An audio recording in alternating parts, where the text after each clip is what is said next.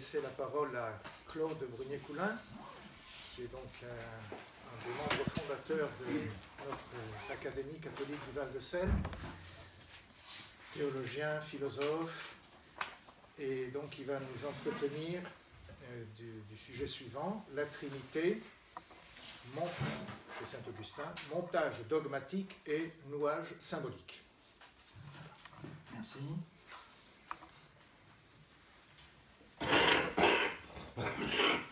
Ce titre, c'est pour dire que je vais travailler la question de la Trinité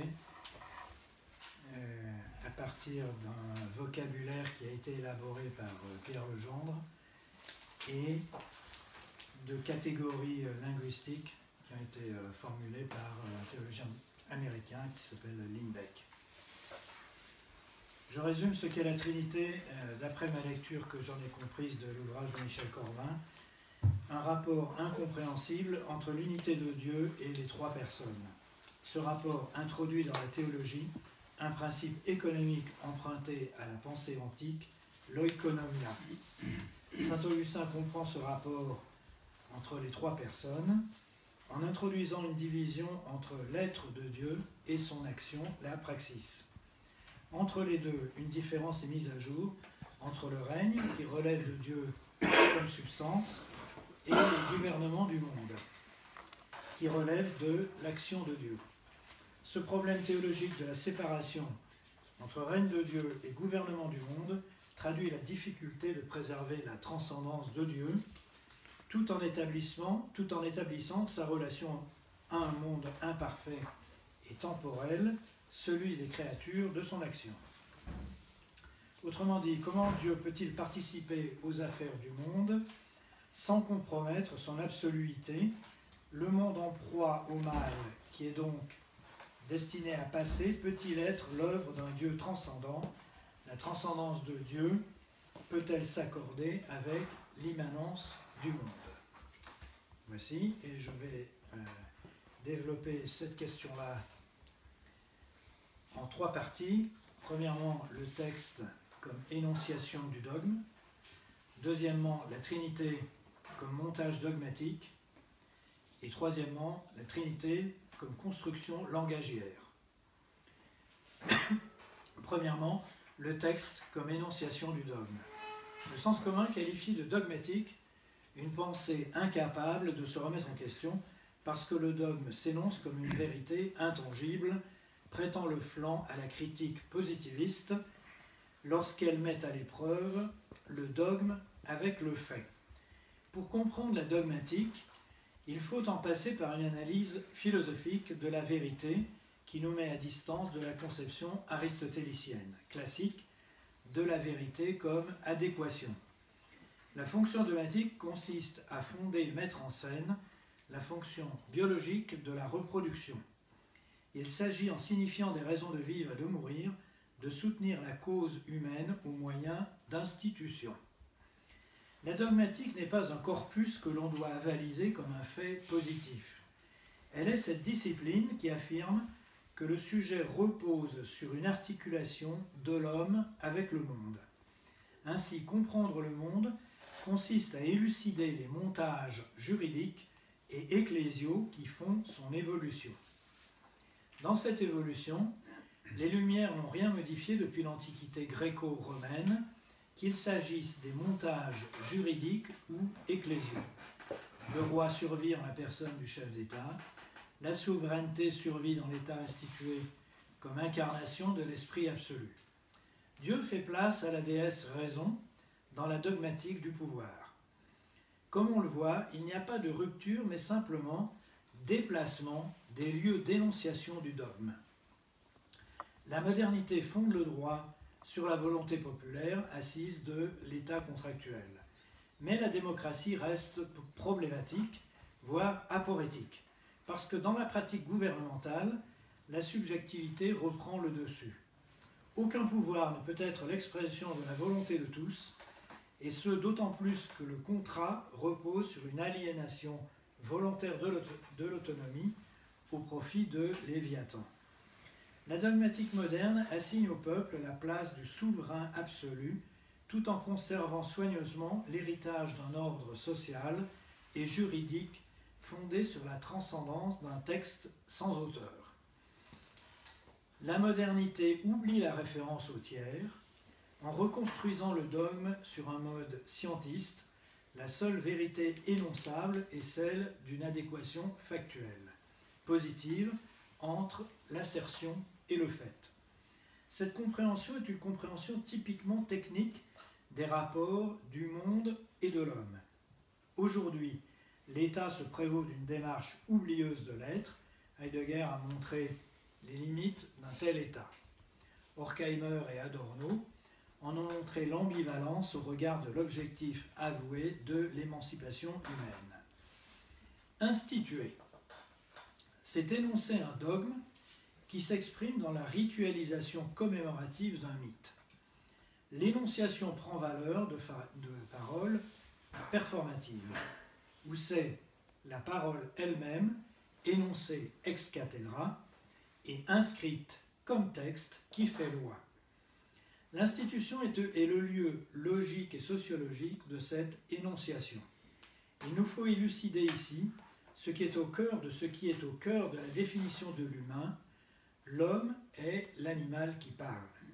La parole, le verbe, s'identifie au logos, à la fois mot et ce qui lui donne sens, la raison, c'est-à-dire le rapport référentiel de la parole qui signifie et de ce qui est signifié du mot à la chose.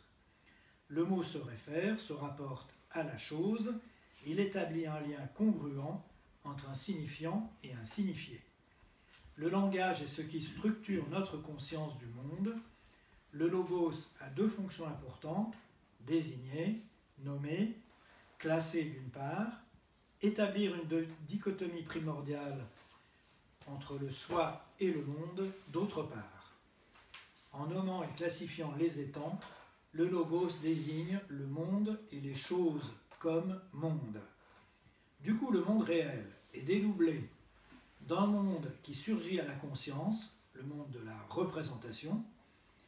L'étang n'existe que dans ces deux volets, selon une double condition. D'une part, sa choséité, son étance, d'autre part, sa représentation, qui se loge dans sa conscience, se distinguant de son horizon chosique. Le monde de la représentation est le miroir humain du monde, il est aussi le miroir au travers duquel l'homme se pense et s'impose à lui-même comme objet de représentation. L'Église assume la fonction du miroir, fonctionnant selon le mode de la théâtralité, un mode déjà utilisé dans les civilisations ancestrales. Dans les mythes, la théâtralité se joue dans la mise en place de l'ordre symbolique, la parenté, la filiation, l'allégeance. Le montage de tous ces liens parentaux donne sens à la vie communautaire. La langue elle-même éclaire l'analogie entre le tissu social, entrelacement des liens qui unissent à travers et par les échanges langagiers, les hommes entre eux et le texte, entrelacement structuré de mots, de phonèmes, de morphèmes, identifiant les objets à un nom. Le texte, chaque fois que je dis le texte, c'est avec un T majuscule. Le texte identifie les hommes en leur assignant un statut à travers la représentation symbolique par lequel les hommes se reconnaissent entre eux et décident d'un destin solidaire, ce qui n'est possible que si les hommes assignent un sens commun au symbole, s'accordant sur un signe de reconnaissance.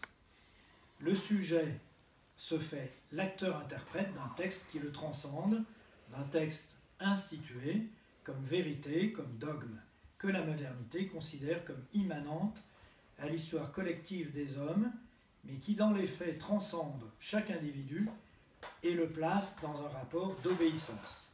Ce mécanisme est la mise en place d'un jeu de masques et d'un décor.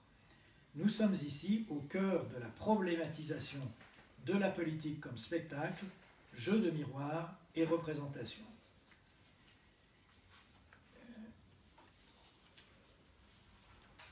J'ai une deuxième partie dans cette dans ce paragraphe, le montage dogmatique.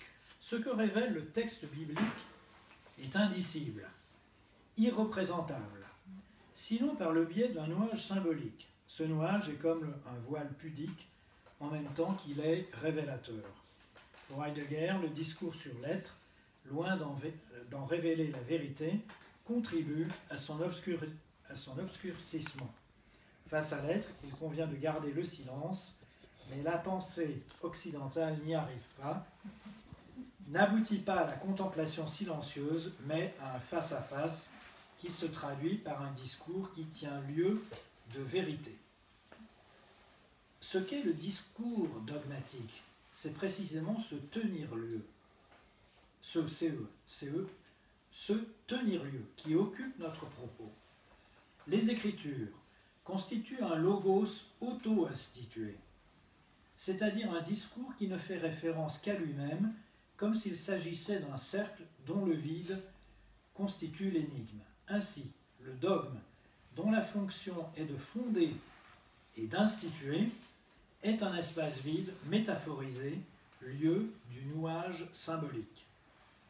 Le discours dogmatique est le cœur et la substance même de la foi chrétienne. En théologie, dogmatique désigne l'étude des systèmes théologiques et des vérités fondamentales professées par le christianisme. La question est de savoir pourquoi les chrétiens adhèrent à un enseignement doctrinal fondé sur des montages dogmatiques.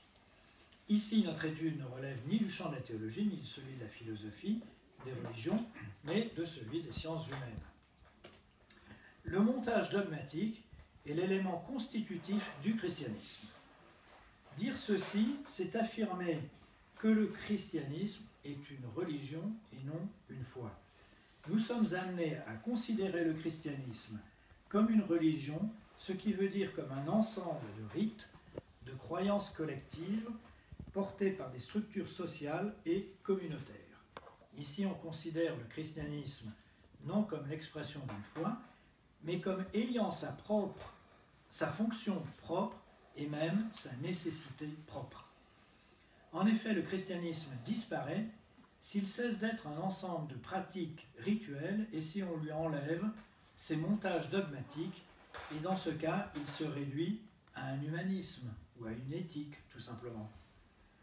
La confession des énoncés dogmatiques et des articles de foi est un rituel constitutif de la religion chrétienne. Le christianisme est un ensemble de croyances institutionnalisées, car la foi chrétienne est tout autre qu'une croyance spontanée, endogène. Le christianisme est un idiome, et c'est dans cet idiome que s'expriment ces croyances institutionnalisées. La foi est autant une confession qu'une croyance. Si nous disons « Dieu est amour » ou bien « Jésus-Christ est le Fils de Dieu », c'est parce que l'Église l'enseigne. La foi du chrétien se conforme à l'enseignement de l'Église. C'est une croyance à la fois collective et institutionnalisée. Elle se forme sous l'emprise exogène d'un enseignement doctrinal dispensé par l'institution, par des ouvrages de référence, par un magistère et par une tradition officielle. Le chrétien n'a pas de croyance propre. Il n'a pas de foi personnelle. Croire est pour lui un acte d'adhésion, d'assentiment, voire d'allégeance, qui s'effectue par rapport à un objet extérieur, la religion chrétienne. L'affirmation selon laquelle les articles de foi du christianisme sont des montages dogmatiques signifie 4 choses. Premièrement, les articles de foi et les dogmes sont des constructions linguistiques et conceptuelles élaborées par l'Église et la tradition chrétienne. Deuxièmement, ces articles de foi sont dogmatiques parce que ce sont des enseignements transmis par l'Église et la culture chrétienne. Troisièmement, ces articles de foi ont valeur de loi. Et quatrièmement, ces articles de foi sont confessés par les fidèles de manière rituelle et collective. Le verbe « confesser » d'ailleurs signifie d'abord « avouer », comme lorsque l'on confesse son péché. Puis il signifie chanter, glorifier, et ensuite attester, proclamer. La confession de foi est d'abord un acte liturgique, rituel, communautaire. C'est l'acte par lequel on s'institue et on se constitue chrétien. Il est celui d'un symbole, comme le rappelle l'appellation symbole des apôtres. Ainsi, être chrétien et professer la foi chrétienne, c'est entrer dans un conformisme du montage dogmatique. En effet, la prédication de l'Évangile est depuis toujours l'enseignement d'une doctrine dogmatique. D'après l'apôtre Paul, proclamer l'Évangile et enseigner la doctrine sont une seule et même chose. La foi est l'intégration, l'absorption de faits historiques sous la forme d'un montage dogmatique. La foi n'est pas d'abord proclamation, kérigme, les formules « le royaume de Dieu est proche »,« Christ est ressuscité » sont déjà des montages car elles sont formulées dans une tradition linguistique, conceptuelle et doctrinale de la prédication et des prophéties messianiques. Pour le Christ, sa prédication, sa vie et sa mort sont des montages dogmatiques dont il a été lui-même l'auteur et l'initiateur. En effet, Jésus a voulu sa mort en vue de la rémission des péchés pour que s'accomplissent les Écritures. Différents actes de la vie de Jésus montrent qu'il a auto-institué son identité, sa mission et sa prédication. Les vérités du christianisme sont des montages dogmatiques sans avoir leur source dans des faits historiques incontestables, ni même dans la prédication de Jésus. Ils sont des constructions langagières au service d'un objectif apologétique, polémique ou théologique. J'en viens à ma deuxième partie, la Trinité comme montage dogmatique. La Trinité est une élaboration purement conceptuelle, comme d'autres énoncés dogmatiques. Par exemple, la double nature du Christ, l'Immaculée Conception, l'autorité des Écritures, Jésus-Christ est le Messie, l'infaillibilité pontificale, l'Assomption de la Vierge, etc. Ces énoncés sont durcis dans le protestantisme à cause de la sola scriptura, du solus Christis et du sola gratia, qui sont des principes dogmatiques. Même si la théologie protestante est une simple lecture des textes bibliques, dans les faits, les théologies de Luther, de Calvin et du protestantisme en général sont des montages dogmatiques recréant la vérité chrétienne selon la canonique de principes directeurs. Les énoncés dogmatiques ont un caractère rituel, sociologique et institutionnel. Ce sont des formulations linguistiques qui constituent en eux-mêmes une religion dans le sens d'un dispositif pratique et symbolique, entretenu, développé, contrôlé par une communauté. Au cœur de ce dispositif, c'est un langage rituel qui prend place par des confessions de foi et des dogmes. En sa forme dogmatique, le christianisme se constitue en religion, dans le sens très ancien de négligere, c'est-à-dire ne pas se soucier d'eux. Négliger et non de religérer, c'est-à-dire recueillir. La religion désigne la discipline monastique, la profession religieuse, l'ordre religieux, l'ensemble des vérités et devoirs religieux. Aujourd'hui, l'aspect rituel et cérémoniel est renvoyé à la marge pour laisser la place uniquement à la croyance. Or, la religion est d'abord une pratique, une insertion dans un rituel, une tradition, un idiome culturel. Le christianisme est un ensemble de faits, de gestes, d'actes, autrement dit un système de rituels, de confession de foi, de processus sociologiques et communautaires. La foi ne peut pas être un sentiment religieux, ni une sensation de la présence de Dieu, ni une expérience religieuse du divin, ni une expérience du sacré. La foi est d'abord de nature culturelle et sociale. La foi chrétienne est une posture pratique, elle se manifeste par la participation au rituel d'une église et par l'adhésion à ses énoncés dogmatiques. La foi ne relève ni du croire que, exemple, croire que Dieu est le Créateur, que Jésus est né d'une vierge, etc., ni du croire en la providence, croire en Dieu, en ce que prêche Jésus-Christ. La foi relève du croire à, dans le sens de croire à ce que dit. Ce que dit quoi? Un tel ou un tel, à ce qu'enseigne l'Église, à ce que dit l'Église, la culture, la tradition chrétienne. Croire à. On peut aussi dire qu'elle est un croire ce que. En particulier, croire ce que dit un tel ou un tel, ce qu'on a appris à l'école ou à l'Église. Le chrétien croit à ce que enseigne l'Église. Le credo est vrai parce que l'Église l'enseigne comme vrai et parce qu'il croit l'Église. L'Église a le pouvoir d'élaborer donc des montages dogmatiques et la foi du chrétien est simplement un accueil de ces montages. Le christianisme dissocie nettement la foi personnelle et la profession des énoncés dogmatiques tels qu'ils sont enseignés par l'Église.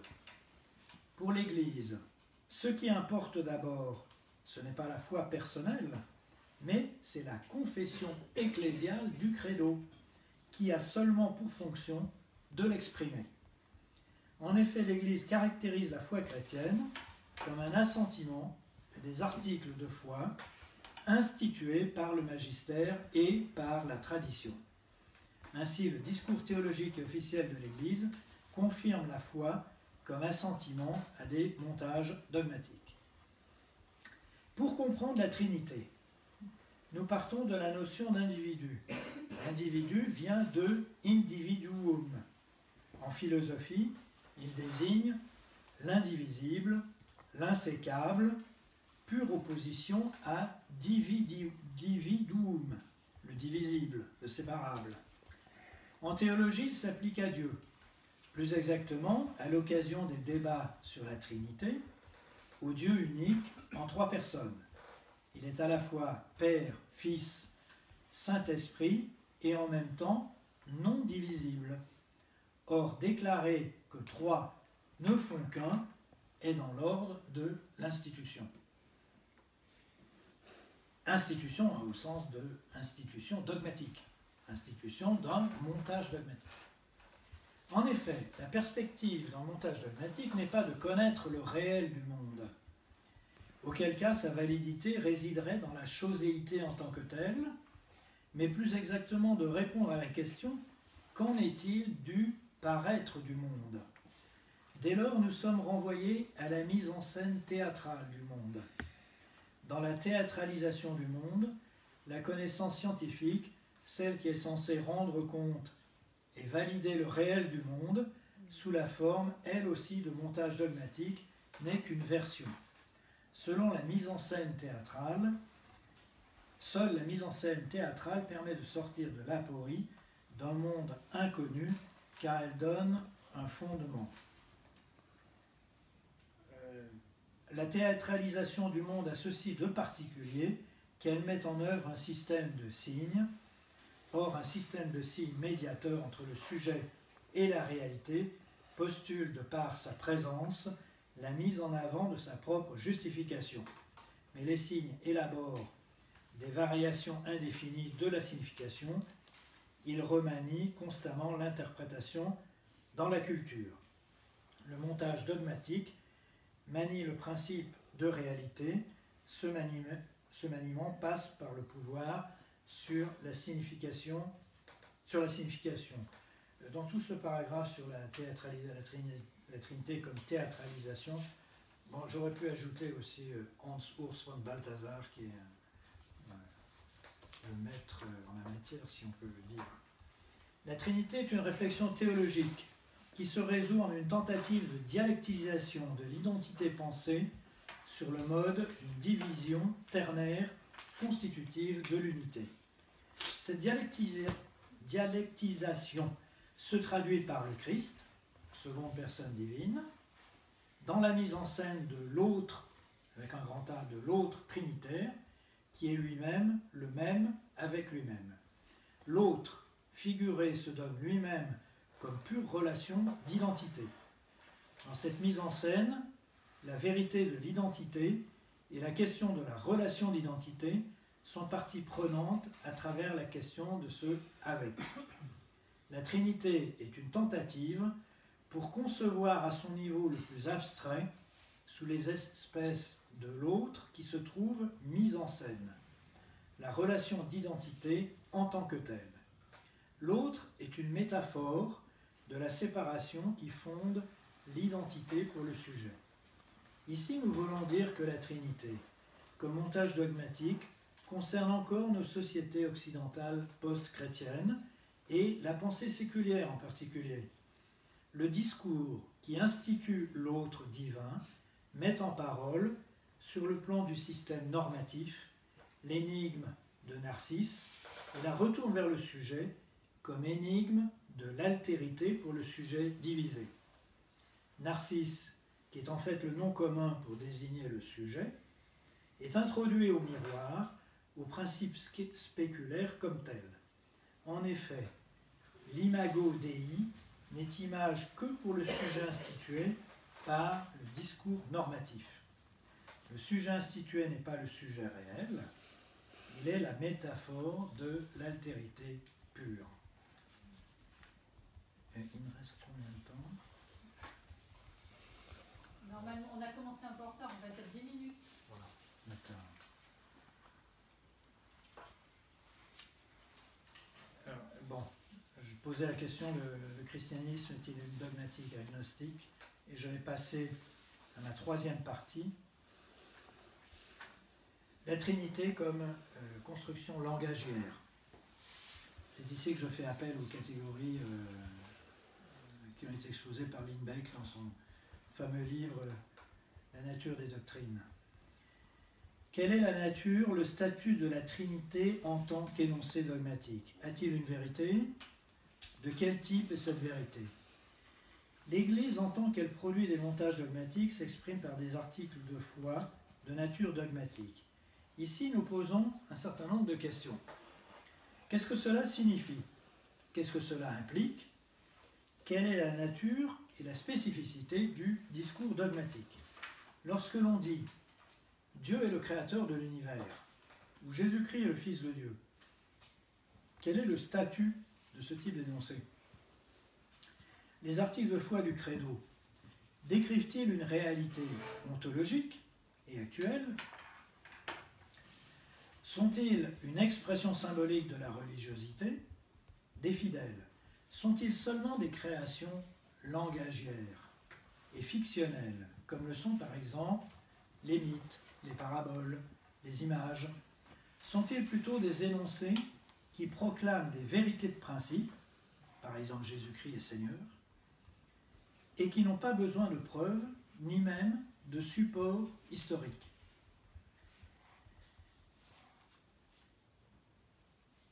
Premier paragraphe, montage dogmatique et construction langagière. Les montages dogmatiques s'expriment dans un jeu de langage spécifique, celui de la religion chrétienne. Ce jeu de langage constitue un nouage symbolique qui peut apparaître comme artificiel et qui constitue un mode de communication. Les montages dogmatiques utilisent pour construire les nouages symboliques un vocabulaire particulier. Par exemple, Messie, baptême, Eucharistie, etc. constituent un vocabulaire spécifique. Et des concepts particuliers. Par exemple, incarnation, grâce, alliance, résurrection, etc. Reste que la question est de savoir si ce nouage symbolique est performant et pertinent. Proclamer la Trinité, c'est entrer dans un nouage qui n'a pas pour seule fonction de dire que Dieu est trois en un. La Trinité a pour fonction d'être un hymne communautaire, une manière de se reconnaître membre de la communauté chrétienne. La Trinité n'a pas à être considérée comme un énoncé ayant une valeur descriptive de fait, ni l'expression d'un vécu spirituel et religieux dont on ferait l'expérience. C'est toujours très difficile, je ne sais pas s'il y en a qui ont été dans des groupes charismatiques par exemple, prier, on prie le Seigneur, on dit Seigneur, on dit Marie, mais c'est très difficile de formuler la Trinité, de s'adresser à la Trinité. C'est pas quasiment impossible. La Trinité a un sens, mais dans lequel on use de ce nouage symbolique. Elle relève de la pragmatique et non de la sémantique. Le langage théologique est un acte du sujet qui le confesse et le proclame, et non de descriptif de faits extérieurs au langage. Il n'est ni vrai ni faux, il a une fonction. Le nouage symbolique s'applique tout particulièrement aux énoncés que constituent les montages dogmatiques. L'institution du dogme trinitaire s'est faite autour de concepts et de formulations langagières. Elle ne s'est pas faite à partir de connaissances ou de réalités objectives. Les montages dogmatiques sont des constructions dont les éléments de base sont des concepts et des formulations avec lesquels on joue, entre guillemets, c'est-à-dire que l'on agence, le jeu en l'occurrence, c'est l'agencement, et que l'on fait tenir ensemble dans un système cohérent.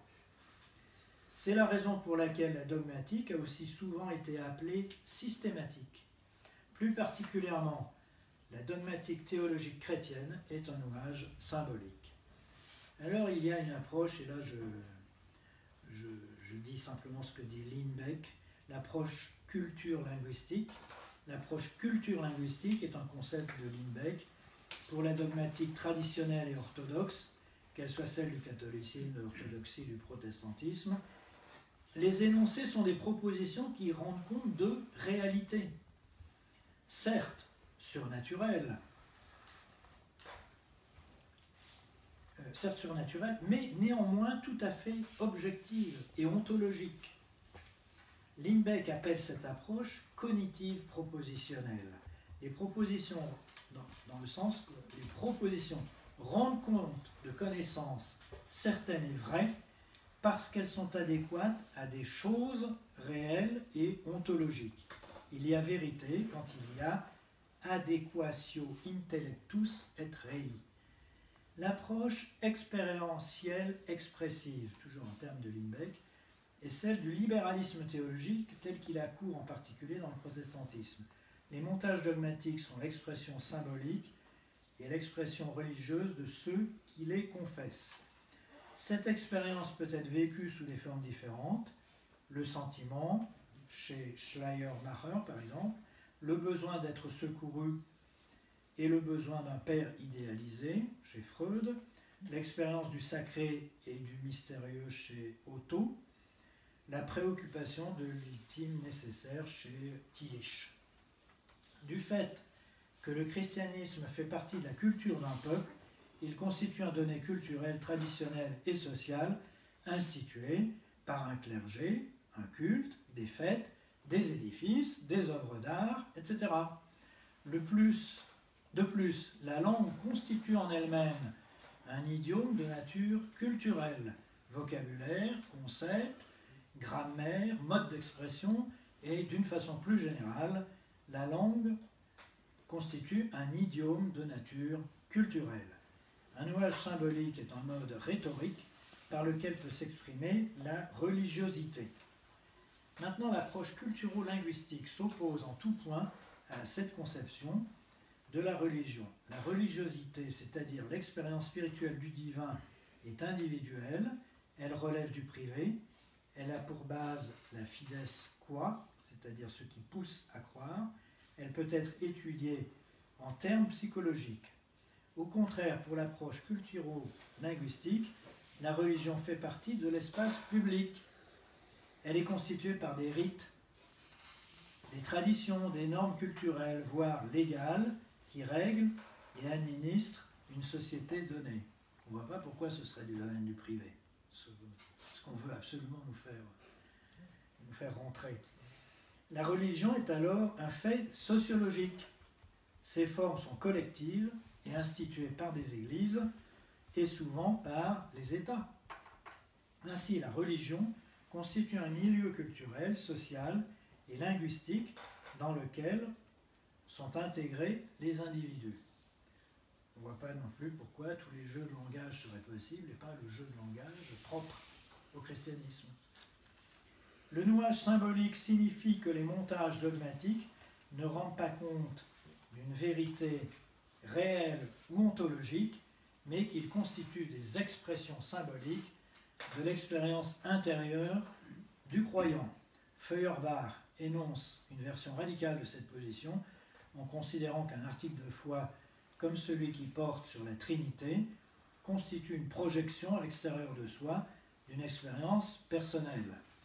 La théologie n'est pas une manière de penser Dieu, mais une manière de rendre compte de l'expérience religieuse ou de l'expérience humaine. Et je conclus, l'Église a elle-même progressivement complexifié les montages dogmatiques, comme le montrent ceux qui portent sur la Trinité, par exemple. La double nature du Christ, il en est d'autres également.